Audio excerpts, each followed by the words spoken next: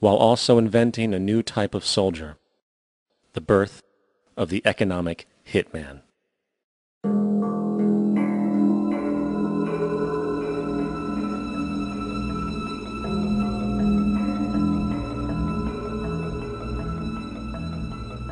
We economic hitmen really have been the ones responsible for creating this first truly global empire. And we work many different ways.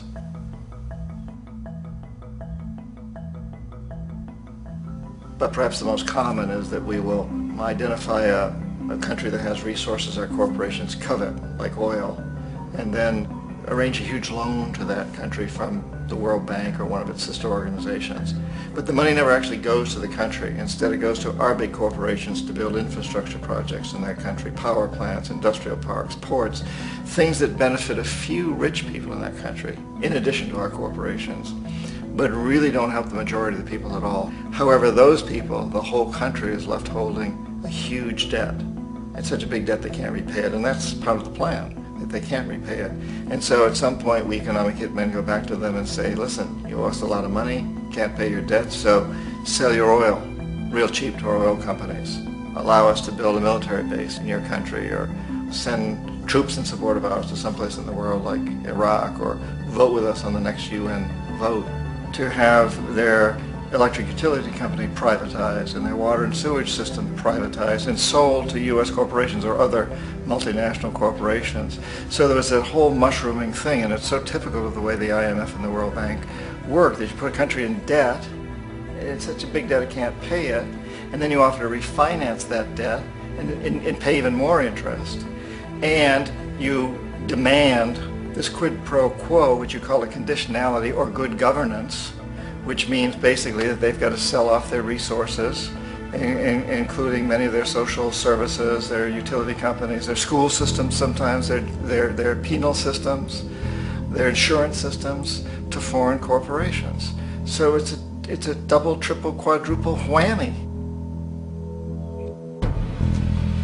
The precedent for economic hitmen really began back in the early 50s when democratically elected Mossadegh, who was elected in Iran, he was considered to be the hope for democracy in the Middle East and around the world. He was Time Magazine's Man of the Year. But one of the things that he'd run on and began to implement was the idea that foreign oil companies needed to pay the Iranian people a lot more for the oil that they were taking out of Iran. The Iranian people should benefit from their own oil. Strange policy. We didn't like that, of course. But we were afraid to do what we normally were doing, which was to send in the military. Instead, we sent in one CIA agent, Kermit Roosevelt, Teddy Roosevelt's relative. And Kermit went in with a few $1 million and was very, very effective and efficient. And in a short amount of time, he managed to get Mossadegh overthrown and brought in the Shah of Iran to replace him, who always was favorable to oil. And it was extremely effective. Mobs overflow Tehran. Army officers shout that Mossadegh has surrendered and his regime as virtual dictator of Iran is ended. Pictures of the Shah are paraded through the streets as sentiment reverses. The Shah is welcomed home. So back here in the United States, in Washington, people looked around and said, wow, that was easy and cheap. So this established a whole new way of manipulating countries, of creating empire. The only problem with Roosevelt was that he was a card-carrying CIA agent, and had he been caught, the ramifications could have been pretty serious. So very quickly at that point, the decision was made to use private consultants to channel the money through the World Bank or the IMF or one of the other such agencies, to bring in people like me who worked for private companies, so that if we got caught, there would be no governmental ramifications.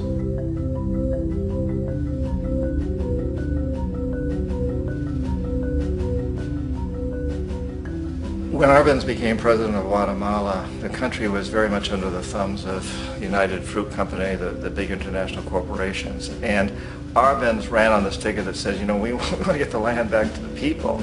And once he took power, he was implementing policies that would do exactly that, give land rights back to the people. United Fruit didn't like that very much.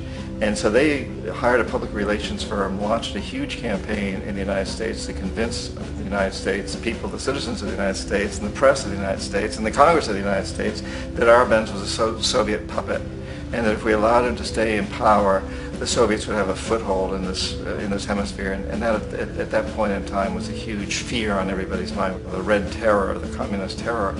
And so, to make a long story short, out of this public relations campaign came a commitment on the part of the CIA and the military to take this man out. And in fact, we did. We sent in planes, we sent in soldiers, we sent in jackals, we sent everything in to take him out, and did take him out. And as soon as he was removed from office, the new guy that took over after him basically reinstated everything to the big international corporations, including United Fruit.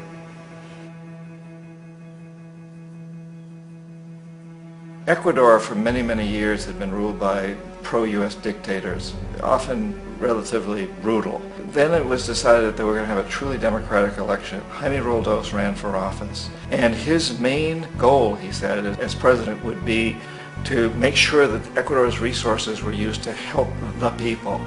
And he won, overwhelming, by more votes than anybody had ever won anything in Ecuador. And he began to implement these policies to make sure that the profits from oil went to help the people. Well, we didn't like that in the United States. I was sent down as one of several economic hitmen to change Roldos, to corrupt him, to bring him around, to let him know, okay, you can get very rich, you and your family, if you play our game, but if you continue to try to keep these policies you've promised, you're going to go. He wouldn't listen. He was assassinated. As soon as the plane crashed, the whole area was cordoned off. The only people that allowed in were U.S. military from a nearby base and some of the Ecuadorian military. When an investigation was launched, two of the key witnesses died in car accidents before they had a chance to testify. A lot of very, very strange things that went on around the assassination of Jaime Roldos. I, like most people who've really looked at this case, had absolutely no doubt that it was an assassination. And of course, in my position as an economic hitman, I was always expecting something to happen to Jaime, whether it be a coup or assassination, I wasn't sure, but that he would be taken down because he was not being corrupted. He would not allow himself to be corrupted the way we wanted to corrupt him. Omar Torrijos, president of Panama, was one of my favorite people. I really, really liked him. He was very charismatic. He was a guy who really wanted to help his country. And when I tried to bribe him or corrupt him, he said, look, John, he called me Juanito. He said, look, Juanito, I don't need the money. What I really need is for my country to be treated fairly. I need for the United States to repay the debts that you owe my people for all the destruction you've done here.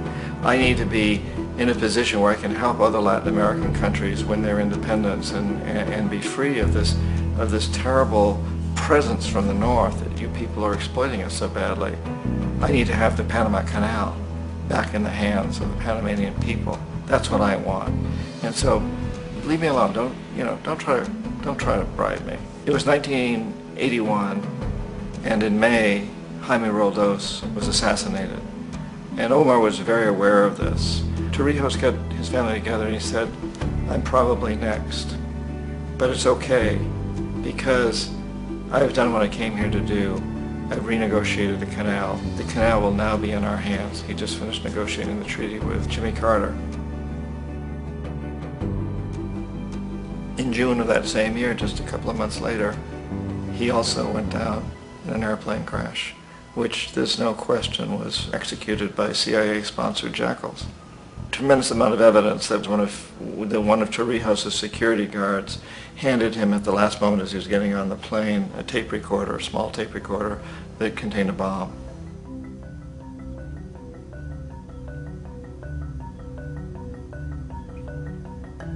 It is interesting to me how this system has continued pretty much the same way for years and years and years, except the economic hitmen have got better and better and better. Then we come up with, very recently, what happened in Venezuela. In 1998, Hugo Chavez gets elected president, following a long line of presidents who had been very corrupt and basically destroyed the economy of the country. And Chavez was elected amidst all that.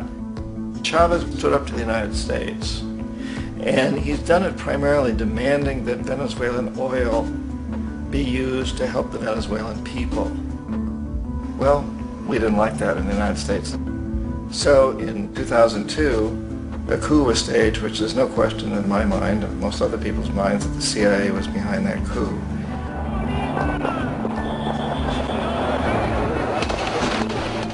The way that that coup was fomented was very reflective of what Kermit Roosevelt had done in Iran, of paying people to go out into the streets, to riot, to protest, to say this Chavez is very unpopular.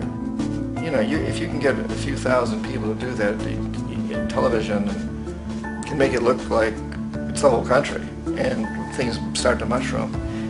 Except in the case of Chavez, he was smart enough, and the people were so strongly behind him that they overcame it, which was a phenomenal moment in the history of Latin America.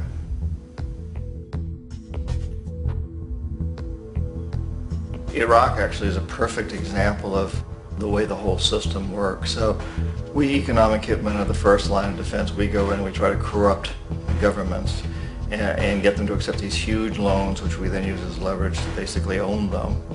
If we fail, as I failed in Panama with Omar Torrijos and in Ecuador with Jaime Roldos, men who refused to be corrupted, then the second line of defense is we send in the jackals. And the jackals either overthrow governments or they assassinate. And once that happens and a new government comes in, boy, it's going to toe the line, because the new president knows what will happen if he doesn't.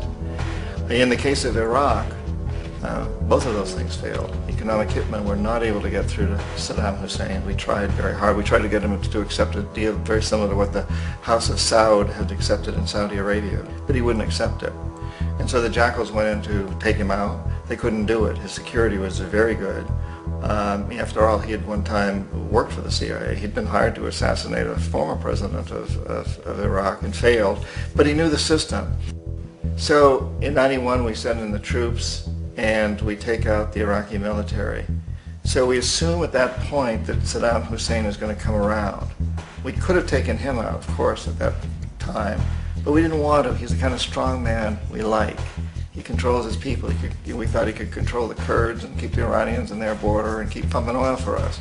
And that once we took out his military, now he's going to come around.